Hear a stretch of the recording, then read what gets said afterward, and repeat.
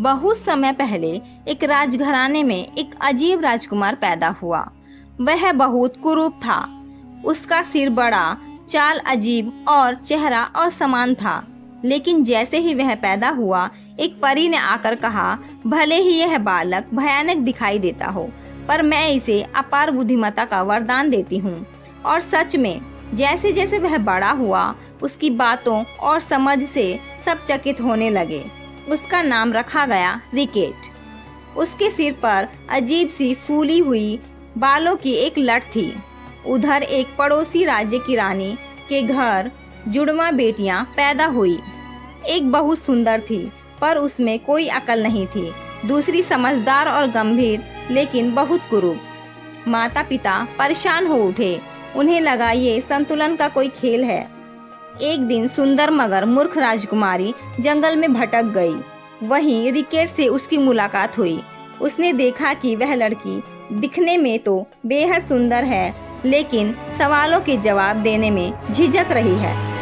रिकेट ने हंसकर कहा, मुझे पता है कि तुम बहुत सुंदर हो, लेकिन तुम्हें बुद्धि की जरूरत है। राजकुमारी ने सिर झुका लिया। फिर रिकेट बोला, अगर तुम चाहो तो मैं तुम्हें अपनी बुद्धि का आधा हिस्सा दे सकता हूँ, लेकिन एक शर्त पर। क्या शर्त? राजकुमारी ने पूछा। तुम्हें मुझसे शादी करनी होगी, रिकेट ने कहा। राजकुमारी सन्न रह गई। सामने एक अजीब सा कुरूप लड़का और उसके प्रस्ताव में जीवन का सबसे बड़ा सवाल।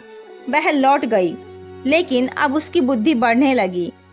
वह शाही सभा में सबको चौंकाने लगी। उसकी सोच गहरी, उत्तर तीखे और निर्णय शानदार थे। पर उसके हृदय में एक द्वंद्व चलता रहा। समय बीतता गया। एक दिन जब राजकुमारी की शादी की बातें चलने लगी, वह उदास होकर उसी जंगल में गई जहां पहली बार रिकेट मिला था।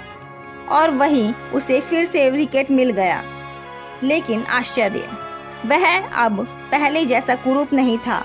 उसकी चाल में आत्मविश्वास था, चेहरे पर संतुलन और आंखों में चमक। रिकेट मुस्कुराया। मेरे पास भी एक वरदान था कि जिससे मैं प्रेम करूंगा वह मुझे सुंदर देखने लगेगी। राजकुमारी की आंखों में आंसू निकल पड़े। उन्होंने एक दूसरे का हाथ थामा और इस तरह सुंदरता और बुद्धिमत्ता ने मिलकर प्रेम की एक नई परिभाषा रच दी।